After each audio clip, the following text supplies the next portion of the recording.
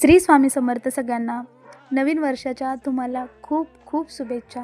नवीन वर्ष हे तुम्हाला उत्तम आरोग्याचं, भरभराटीचं आणि आनंदाचं जावं हीच ईश्वरचरणी प्रार्थना.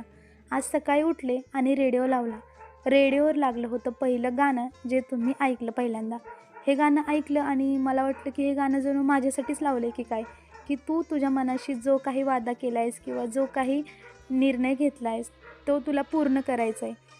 ठीक आहे, तर मी पण तुम्हाला हेच सांगेन की नवीन वर्षाचा तुमचा जो काही छोटा मोठा संकल्प असेल किंवा स्वतःमधला बदल असेल, तो तुम्ही नक्की प्रयत्न करा बदलण्याचा.